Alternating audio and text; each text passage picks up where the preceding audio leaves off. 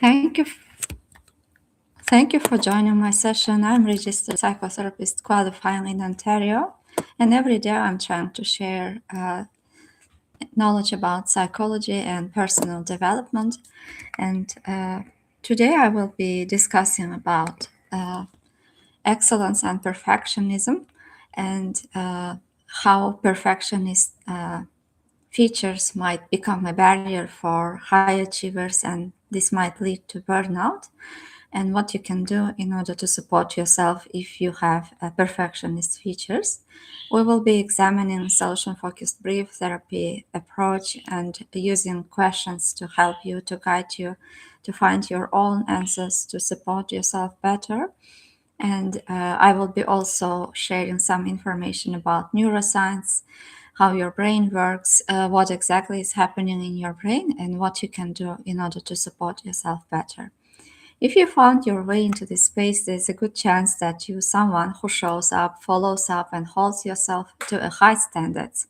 And from outside, your life might look consistent, even successful, but internally, maybe it doesn't feel that simple, and you might be carrying pressure that doesn't switch off. You might be doing well but not really feeling it.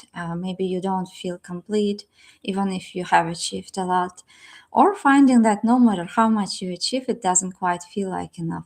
So today we will be talking about a version of perfectionism that often goes unnoticed because it looks like success, and I will help you to ask questions to yourself to understand what you really need and what you want instead, if these challenges that are caused by perfectionism were not there. What do you really want to achieve? What change you would like to see, and how you can achieve it. So, we will also explore why perfectionism can be rewarded externally and how anxiety and performance become linked in the brain, and why high standards can quietly shift into pressure. And throughout this, I'll be asking you some questions, not to put you on the spot, but to help you to reflect in your own way. So before we go further, let's start here. What would you hope to experience more of as a result of this conversation?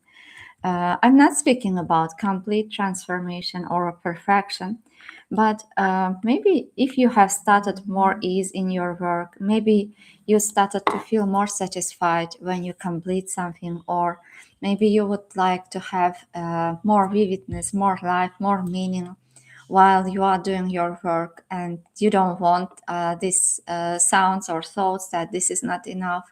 Maybe you are procrastinating when you have perfectionist thoughts, and maybe you would like to start doing things even when you don't feel ready, or your mind is telling you that this is not enough.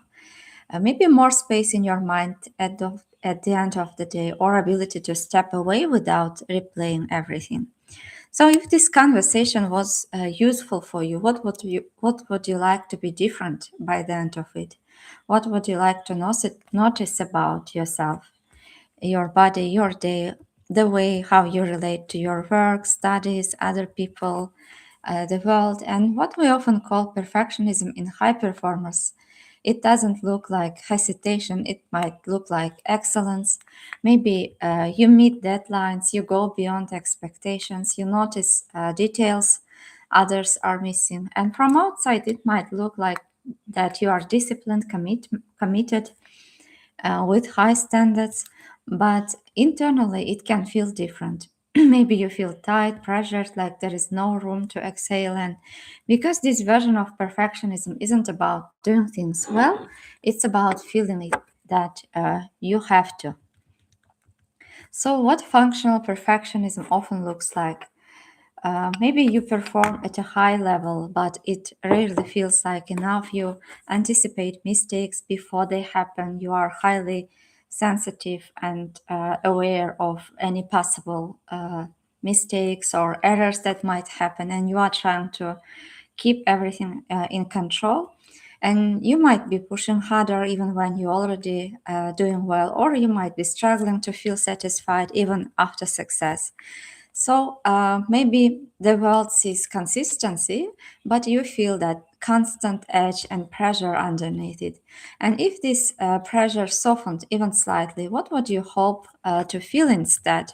What would you like to be there instead of pressure, stress, anxiety, worries? Maybe it's relief, maybe it's ease, maybe just a sense that you have done and it's enough for now. So what would enough look like in a real situation today? How would you know internally or externally that something was complete and you were feeling okay with it? And the ability to aim high, stay disciplined, and follow through, this is real. And it didn't come from nowhere. There, you already possess a lot of strength to cope and to achieve the goals and version of you that you want to see. For instance, maybe likely something has helped you to succeed in meaningful ways in the past, and and you still can carry those resources and strategies with you, not against you. For instance, what do you already do that helps you to maintain your standards? What when have your strengths worked in a way that felt sustainable, not pressured? And what does your healthy discipline already look like, even in small moments? Maybe there are exceptions when you don't feel this pressure and you are doing your work and you are enjoying your work and you are not worried during those times. You don't feel anxious. So, what's there that helps you to achieve this sense of satisfaction and calm and peace, relief? What are you doing differently during those moments? Which strategies are you using? What's there about you that helps you to be that calm version of you? And high performance often operate with what called approach motivation, moving forward success, and avoidance motivation, moving away from failure. And perfectionism tends to shift your avoidance. Maybe you are thinking, don't mess this up, don't fall short. And sustainable performance come from rebalancing towards approach. So instead of taking action from your fears or possible failures, instead of thinking and choosing the choice point as what if this goes wrong, and instead of trying to control or possibilities, you can choose to move from the point of love or enjoying your work or changing your approach towards your work. So maybe you can try thinking about what do you want to create here. Is this a contribution? Is this kindness? Is this care? And what does good work look for you? For instance, when someone is experiencing perfectionism, it often means that their system is working very hard to prevent mistakes, to protect what matters to them. That's where avoidance motivation shows up. Thoughts like, don't mess this up, don't fail. Like you are, in a sense, trying to avoid failure, or you are running away from possible mistakes or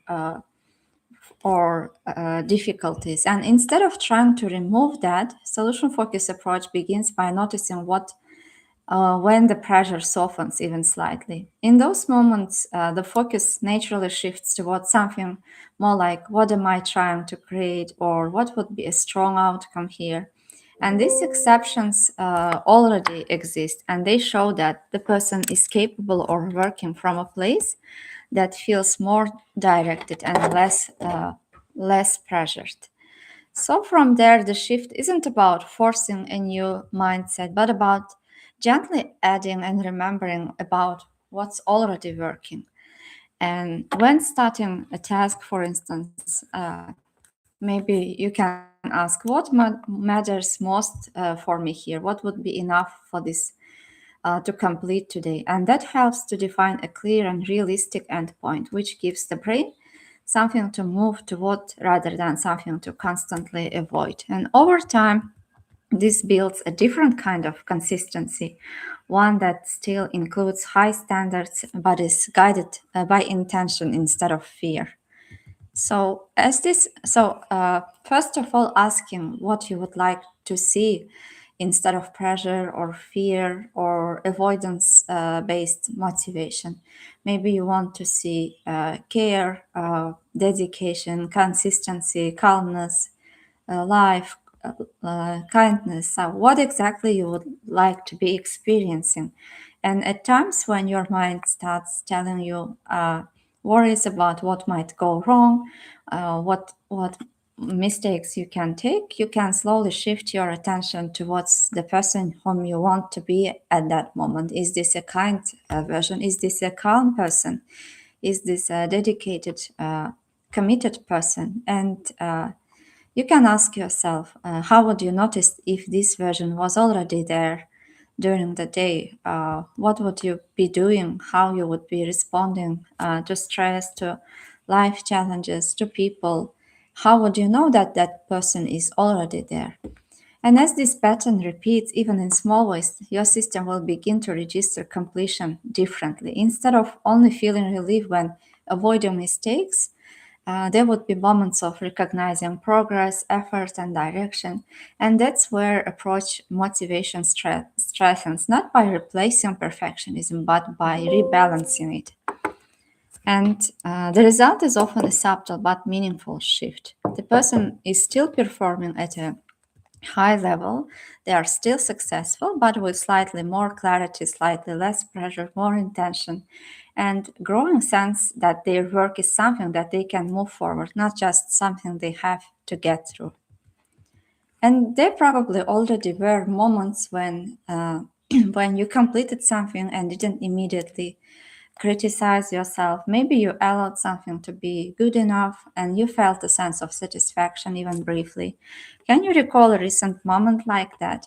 What was different about that situation? What was about you that helped you to make that happen? What allowed that experience to feel even slightly lighter? And what was your mindset in that moment? What were you telling yourself differently? Was there less urgency, more clarity? What exactly made it possible? And what did you do intentionally or unintentionally that supported that shift? For many high achievers, perfectionism is reinforced. Maybe you feel pressure or anxiety, you respond to overperforming, and you start responding to anxiety or pressure or negative criticizing thoughts about yourself by overworking or performing, or you simply try to avoid things, procrastinate, or you get recognition, results, or relief. So your brain might be learning, like whenever you are experiencing pressure, critical thoughts about yourself, about your performance, you have anxiety.